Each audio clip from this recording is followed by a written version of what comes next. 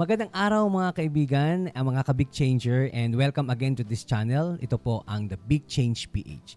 So mahalaga ang pag-uusapan natin sapagkat itong series na to ay magtuturo sa atin ng iba't ibang mga aral na pwede natin gamitin sa ating pang-araw-araw na buhay. But before that, ini-encourage ko kayo na i-subscribe po ang channel na ito. At the same time, don't forget to like and share ang mga content natin para mas marami pang makapanood. So ngayong gabi ang ating pag-uusapan is tungkol sa isang bagay na maaaring nakakaapekto sa ating pang-araw-araw na buhay. Ikaw ba ay laging tinatamad or ikaw ba ay merong habit na kung tawagin natin ay procrastination? Ito yung pagdidelay or pagpo-postpone ng mga activities, ng mga events or ng mga tasks or responsibility na inatang sa'yo, no? So there are times wherein we were given this task but hindi natin magawa, hindi natin makumpleto or hindi natin matapos kasi we do procrastinate.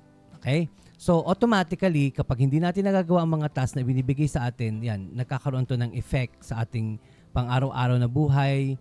We might be disappointed or nawawalan tayo, no, ng lakas para ipagpatuloy sapagkat napipili natin na i-delay, no? Kasi intentional po ito, na intentionally ina-avoid natin or iniiwasan natin na gawin ito. Pero alam nyo ba na merong mga reasons behind? It might be psychological, emotional, and there are what we call cognitive factors regarding procrastination. So, pag-usapan natin to, ano nga ba at bakit nga ba nagkakaroon tayo ng ganitong habit, no, na nagli-lead sa atin sa feeling of guilt, stress, and sense of unproductiveness. No, pag yan ay naramdaman natin, automatically, magtutuloy-tuloy na yan. So, alamin natin kung bakit nangyayari ito sa inyo o sa atin, bakit dumarating ito sa buhay natin. May mga reason ito na maaaring source kung bakit nagkakaroon ng ganitong klase ng procrastination. Okay? So, let's start. Okay? So, one of the reasons, no, sabi nga natin, ang procrastination is an act of delaying or postponing activity or task. And one of the reasons of this is the lack of motivation. Okay? When the task is not aligned or it doesn't align with your values or interests, motivation ay hindi siya mangyayari. Okay? So automatically, kung bakit mo na dinidelay at ayaw mong gawin talaga at ayaw mong tapusin ang isang task is because hindi to align, no, sa iyong values or interest. So automatically, tatamarin ka talaga. Pero makikita naman natin na kapag ang ating gagawin ay align doon sa gusto nating mangyari at gusto nating gawin, automatically, we are enthusiastic, di ba?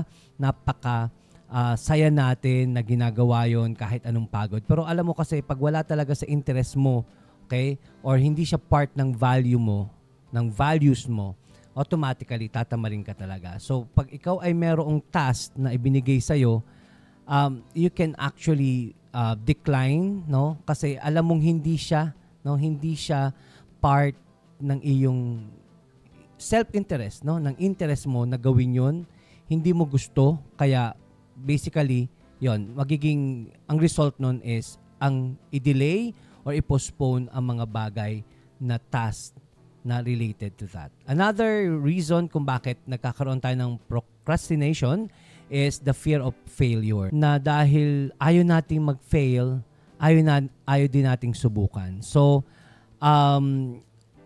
usually kapag hindi natin na-meet ng expectation or natatakot tayong ma-meet ng expectation, so minsan it can lead to procrastination. So automatically, kapag natatakot tayo, ipinopostpone natin. Wag na muna gawin. Takot ako na baka kung anong sabihin nila hindi ko magawa. No, i-delay muna natin kasi hindi pa ako ready, hindi pa ako handa.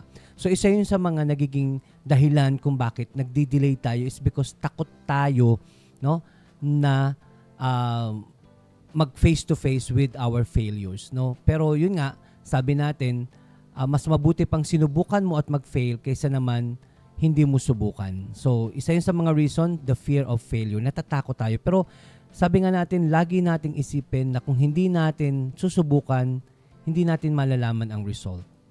So, it is a challenge for us dun sa mga natatakot mag-risk, no? Mag-take ng risk. Mga natatakot, siguro i-try natin, subukan natin. Okay? At para mawala rin yung fear of failure na nagiging dahilan kung bakit dinidelay natin yung ating mga task. Okay? Next, number 3 is perfectionism. Perfectionism na ang gusto lagi nila ay maging perfect. Pero kapag sa tingin nila ay hindi nila kayang i-perfect, napaparalyze na sila, nawawala na sila ng gana na ipagpatuloy yung task. Pero pag naramdaman natin na hindi magiging perfect ang result, okay? So yun, isa yun sa magiging dahilan kung bakit i-delay natin hanggang sa i-delay na natin, i-postpone na natin, hanggang sa dumating yung panahon na hindi natin namamalayan, hindi na natin kayang gawin. Okay? Kasi nga, because of our, perfectionism, idea of perfectionism. Another reason kung bakit nagkakaroon tayo ng tinatawag ng pagdidelay and avoiding, okay, to complete the task is yung difficulty. Probably na dinidelay mo ang mga bagay na gawin kasi ang task ay complex or unfamiliar para sa'yo. Of course, hindi natin masisisi ang bawat isa na may kanya-kanya tayong lakas, may kanya-kanya tayong kahinaan. Pero nagiging dahilan ito ng pag-avoid na ma-complete ang ating task. It's because para sa atin mahirap. Okay? Para sa atin complex and it requires a lot of effort to achieve, no, and to finish the task. And that a lot of effort can be intimidating. Okay? So, isa yun sa mga pwede nating tingnan, okay, na mahirap ba talaga or complex ba talaga? It requires ba talaga ng effort, ng maraming effort para matapos mo or maipagpatuloy mo ang isang task. Okay? So, isa yun sa mga nagiging reason kung bakit lumalabas, no, or dumarating yung tinatawag nating procrastination, yung pagdidelay, okay, because of task difficulty. We think that the task is difficult. Okay? Another is impulsivity. Okay? People may opt to immediately gratification. Okay?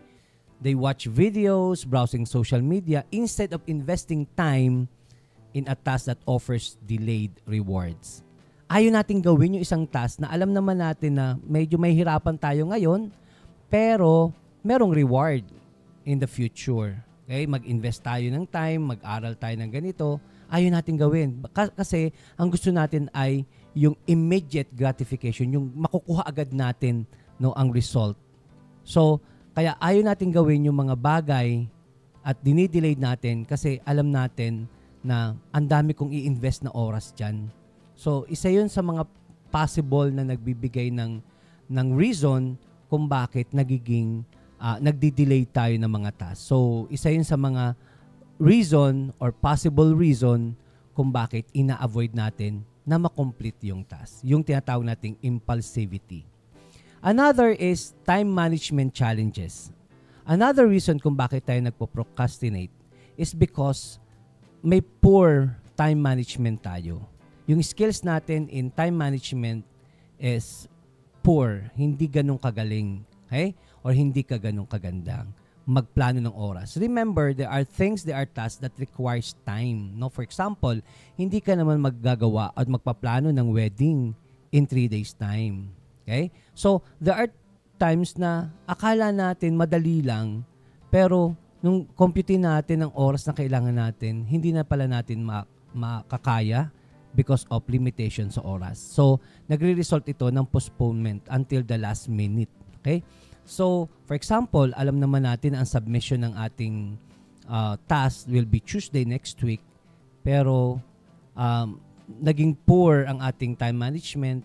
Isinet natin yung preparation for that submission on a Friday, and then nagkaroon ng problema on a Saturday, nag-cramming na tayo ng Sunday, and then hindi na natin magawa. So, ipopostpone natin until such time na makakuha tayo ng maraming oras para gawin yun. So, kailangan nating balikan yung skills natin in time management. Baka talagang may problema. Kaya isa pa rin yun ay yung pagbibigay naman sa atin ng task. Baka naman ang pinabibigay sa ating task is doable within 1 year, pero binigay lang sa atin in the last 2 months. So, isa yun sa mga possible kung bakit dinidelayed natin. Kasi nga, sa tingin natin ay hindi siya doable in 2 months. No? It should be given ahead of time. Another reason kung bakit nagpo-procrastinate tayo is because of lack of focus. At this age, at this time, tandaan natin maraming distractions. The modern technology and gadgets, digital gadgets, are constantly giving us distractions, okay? At hindi tayo makapag-concentrate because mas gusto nating nanonood ng Netflix or naglalaro ng ganitong games, Ako personally, I'm also guilty of that na ang dami kong oras na nasasayang in watching and scrolling up and down the Facebook or TikTok or any social media. So, nawawalan ng focus. Nangyayari yun sa akin. And most of the time, yun ang reason, okay? Because of those constant distraction that cause, dun sa ating habit na nag-perform na siya ng habit na kailangan manood muna ako bago ko gawin yung mga tasks. So, sometimes you need to refocus. Okay? You need to refocus para matapos nating mabuti yung task na ibinigay sa atin. Okay? Another is low self-discipline. Yan, isa yun sa mga roots ng procrastination is yung low self-discipline. Kapag hindi tayo marunong dumisiplina sa sarili natin, kung hindi tayo marunong tingnan kung ano ang kailangan natin at hindi. Kung hindi tayo marunong disiplinahin yung pang-araw-araw nating activity mula sa pagising hanggang sa pagtulog, kung anong gagawin natin everyday. So yun, nagkakaroon siya ng effect at nagko-contribute siya sa procrastination. And an inability to regulate one's impulses and action effectively can give us procrastination. It can develop procrastination. So we need to look into our discipline, self-discipline. Kung tayo ba ay nagno-no sa lahat ng invitations kasi may gusto tayong gawin, may goal tayo na gustong ma-achieve. Kung tayo ba'y lagi na lang yes, tapos affected na yung mga dapat nating ginagawa. So sometimes you need to check on this. Another can be emotional state. Because of our negative emotions, some of us, especially nung nagdaang pandemic until now, meron pa ring effect sa atin ang anxiety, nagkaroon tayo ng stress, okay? Or nagkaroon tayo ng boredom. So, because of that, we avoid such behavior to complete tasks, na naging habit natin na i-avoid muna yung mga ganun kasi sa tingin natin ay negative yung magiging result. Tapos, negative yung emotions natin because of those anxiety, stress, or boredom. So, automatically, yung emotional state natin medyo mababa. So, gusto muna nating ayusin yung ating emotional state bago natin ipagpatuloy. So, it can lead to what we call procrastination. And another thing is indecision. Okay? When faced with multiple options or approaches, individual might delay a decision. So, sometimes it is part of strategic planning or strategic strategies, especially sa mga businesses, okay, wherein they have this, they delayed something or they delayed a task because they are faced with multiple options or approaches, So, ito yung nagiging isa rin sa mga naging dahilan kung bakit dinidelayed natin. Kasi marami tayong nakikita, ito, may option na ganito. May option B, may option C, option D.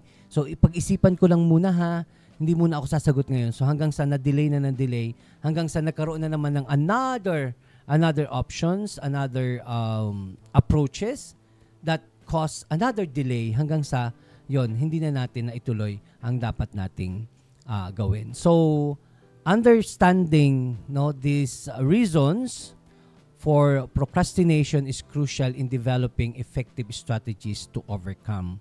Okay? By addressing the root causes, individuals can implement techniques and habits that help them manage their tasks more efficiently and reduce the inclination to procrastinate. So, mahalaga po na tingnan natin ano ba ang root causes nito. Doon sa mga sinabi ko kanina, ano ba yung sa tingin mo sa'yo ay dahilan kung bakit ka nagdi-delay. So, balikan natin yung mga bagay na yon and tingnan natin, okay, kung papaano natin mababago at the same time, ano ang mga techniques na pwede nating gawin para maiwasan mag-delayed or mag-avoid na gawin ang mga tasks na yan. So, yan na lang muna for now and please like and share and subscribe para updated kayo sa susunod nating topic which is also related to procrastination, which is ano naman ang pwede nating gawin para maiwasan natin or ano yung mga habits or mga techniques na pwede nating implement for us to be able to avoid this kind of procrastination. Okay, so maraming salamat. Once again, I'm requesting everyone to subscribe, like, and share this channel para lagi kayong updated doon sa mga videos na upload natin dito sa Big Change PH. Maraming salamat.